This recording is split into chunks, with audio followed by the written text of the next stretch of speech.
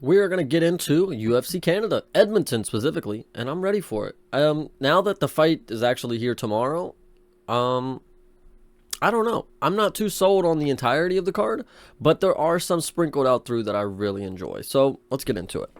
Obviously, first, I want to give a shout out to my females. This is going to be a good one. Ivana and Jamie Lynn, both going to fight the first one to get the 2 losses, and that's really the start of the downfall. So we'll see what happens here. Shout out Canada. I guess we'll go with the hometown girl because, all the females took wins last year, right? Yeah. Second fight of the night, Cody Gibson, my guy, my killer, my gun. This is the hired gun of the division, and I promise you, he's going to get this one done. He's going to go out here and get a TKO finish. He's going to finish him on the feet. The Chad, I thought it was Brad, but he's done. He's cooked. He's done. He's going to get finished on the feet. He's going to wilt. He's going to wilder, and he's going to fall. Cody is going to be able to finish any way he wants, but I believe the striking is where it's going to fall. Thank God that I redid this video and the audio was messed up because I completely forgot about this fight. Looking at it right now, how did I forget about Mr. City? Holy shit. Siri? I don't know if that's how you say his first name, but my Ukrainian guy is out here. This dude's an animal. The first fight that I seen him in against Roman Tavares, they had 2 fights actually, but it was a war in the rematch after the quick stoppage in their first Contender Series matchup. The war that they had in their debut, magnifico. It was great. And City probably, it was a very close fight. I think this was a very good fight. This is going to be another good fight for City, and I think this is a win right here. This is a potential win early on the books. So keep that in mind. Oh, these 2 slobs, the heavyweights, I will give Nascimento one piece of credit. He can go to decision. He can make it to the bell without finishing people and without getting finished. I think that'll be one of the outcomes for this fight. I don't think anybody's going to finish, but if it does happen, it might be Nascimento just because I've seen him finish people barely, right? I don't even know. I know Derek Lewis knocked him out, so that's really all you need to know about his history. Romanov, who cares? Yusuf Zalal, this one's another great one that I'm looking forward to because my guy's having a resurgence. Like the second stint in the UFC kind of cooks.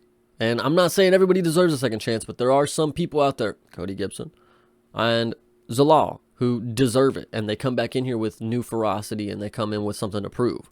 And I think he's going to get this one done very easily. Jack Shore had that weird TKO where the doctor stuck his finger in your leg. I don't know what that was about. I don't think that's going to happen again. But I do believe Yusuf Zalal is going to win this fight. Talk about full circle moments. Charles Air Jourdain. This was my bridge to UFC. This was basketball to UFC for me. I saw this guy and I was like, holy shit, this can be my guy. This will be my reputation. Air Jourdain. And I'm his fan, you know? And I've seen him win and I've seen him lose. But the loss that I've seen when he got finished, it was definitely because of a weight miss. But Charles Jourdain is definitely somebody who can surprise. And, the record doesn't show the skill that he has. He's had some pretty decent scraps. And I think he'll come out here and get this one done again. Don't know too much about his opponent, but I think Charles Jourdain will get this one done in front of the home crowd. Speaking on getting it done in front of the home crowd, we got Miss Jasmine against Irene. I'm not sure how you say that. It's spelled weird. But Jasmine's going to go ahead and get this one done. Striking is very crisp for Jasmine. She's got a very well-rounded skill set, especially for women's MMA. I think she'll be able to take it pretty far. If she's not ranked already, she definitely should be ranked here soon. But that's just me, man. I think she's doing her thing. Next fight of the night, we got Ayman Zahabi and Pedro Munoz. Pedro Munoz does not get finished. He is a scrapper, though. Junkyard dog type. And I really enjoy Pedro Munoz. And I do believe he's one of the sleepers of, this division as it is. I know he's old, but he's still able to perform. And he's going to show you this fight right here. He's on a 2-fight losing streak. But he's going to go to decision. And he's going to win this fight just like he should. Zahabi actually might get finished. He's pretty old. Also, I've watched him on 217, which is crazy long ago. And, whether he was good or not back then, I think now time has passed. Pedro Munoz might be able to sneak a cheeky little finish in, but I'm going to go ahead and say decision. Unanimous for Pedro. Mike Mallet. Wow, you let me down, and I've only seen you one fight. And you shit the bed. Bad. So you got a lot to prove. I really don't have much else to say because, like I said, I don't know too much about you. I don't even know your game, dude. If your game is just being able to dominate until losing, I mean, don't make it a habit. Like, brother, you got to fucking win. I don't care if you finish. I really don't. There's a lot of people who have expectations for when they are very great skill sets for their division. Mike Mallet, you're just a normal guy. Just go out here and get a win. I don't need it to be fancy or flashy. Just get a win. Other than Cody Gibson, the guy that I'm looking forward to most on this card might be Marc Andre. This dude actually is a sauce god. I think I like him so much because I watched him fight against Chris Curtis, and I thought he did a very good job, better than Brendan Allen. But Marc Andre, I do enjoy seeing you fight. The dude that you're fighting is coming off nerve damage in his face from when Bruno Ferreira hit him with a spinning elbow.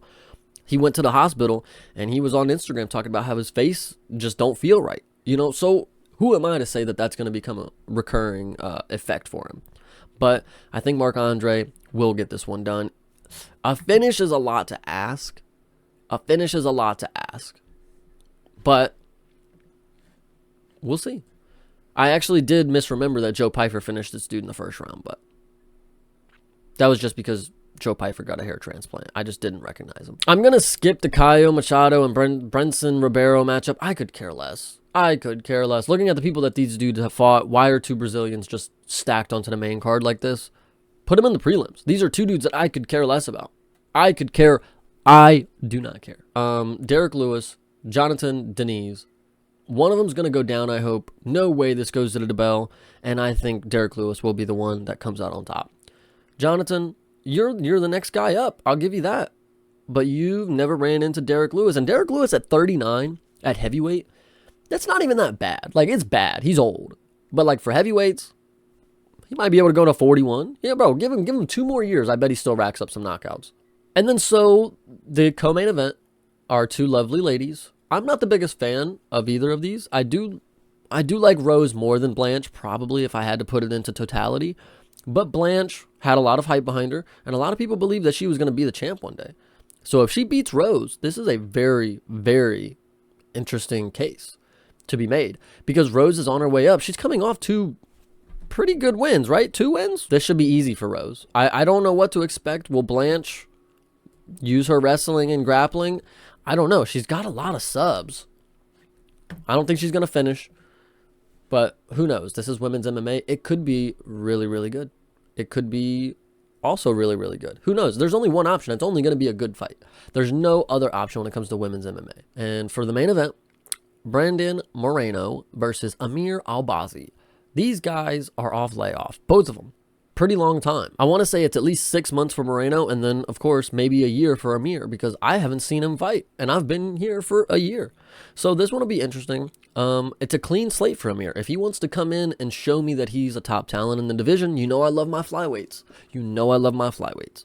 So if he wants to do that, I'm all eyes. I want to see it. Brandon Moreno, if he's able to be just neck and neck with Davis and Figueiredo, we are underestimating just how good Brandon Moreno is, because Davis and Figueiredo is one of the best fighters in this promotion as of right now.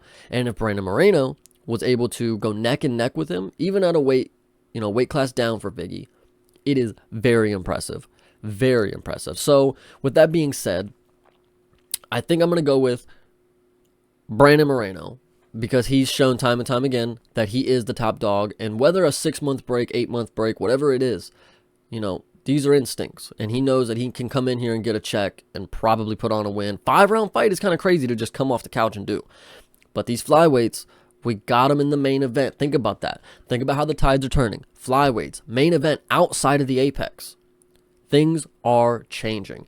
And I appreciate everybody who stuck around and watched it.